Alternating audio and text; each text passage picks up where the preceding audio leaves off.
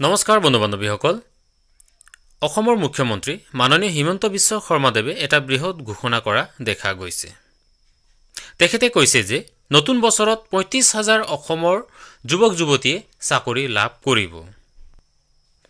অসম চৰকাৰে ইতিমধ্যে ১ লাখ নিবনুৱাক চৰকাৰী চাকৰিত নিযুক্তি দিয়াৰ পিছত অহা নতুন বছৰটোত পুনৰ ৩৫,০০০ যুৱক যুৱতীক নিযুক্তি দিয়াৰ ঘোষণা কৰিছে মুখ্যমন্ত্ৰী ডক্টৰ শৰ্মাই।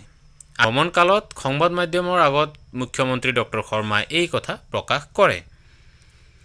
মুখ্যমন্ত্ৰী ডক্টৰ শৰ্মাই কয় যে আৰক্ষী বেটেলিয়ন, শিক্ষা বিভাগ, তৃতীয় আৰু চতুৰ্থ বৰ্গৰ পদকে ধৰি ইতিমধ্যে ২২,০০০ পদৰ বিজ্ঞাপন প্ৰকাশ পাইছে।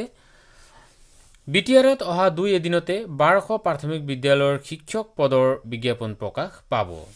ইয়াৰ সমান্তৰালভাৱে অসমতো আৰু ১০,০০০ শিক্ষকৰ পদ ওলাব। সকলো মিলি অহা বছৰটোত আৰু ৩৫,০০০ নিবনুৱা যুৱক যুৱতীয়ে চৰকাৰী চাকৰিত নিযুক্তি লাভ কৰিব। ইতিমধ্যে হৈ যোৱা নিযুক্তিত বিটিআৰৰ হাজাৰ হাজাৰ যুৱকে আৰক্ষীৰ চাকৰি লাভ কৰাৰ উল্লেখ কৰি মুখ্যমন্ত্ৰী ডক্টৰ শৰ্মাই কয় যে কোনেও কাকো এটকাও ঘোষ নিদিয়াকৈ সেই চাকৰিসমূহ লাভ কৰিবলৈ সক্ষম হৈছে।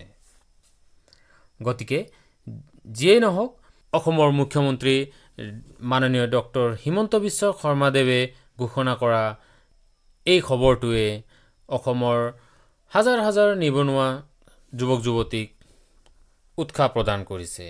গতিকে আশা কৰিব পাৰি যে অসম চৰকাৰে খালী হৈ থকা পদসমূহ অনতিপলমে পূৰ কৰিব। এয়া আছিল আজিৰ ভিডিঅ'ৰ বিশেষ। ভিডিঅ'টো ভাল পালে লাইক, শ্বেয়াৰ আৰু চেনেলটোত যদি নতুন তেন্তে চেনেলটো ছাবস্ক্ৰাইব কৰিব নাপাহৰিব। ধন্যবাদ।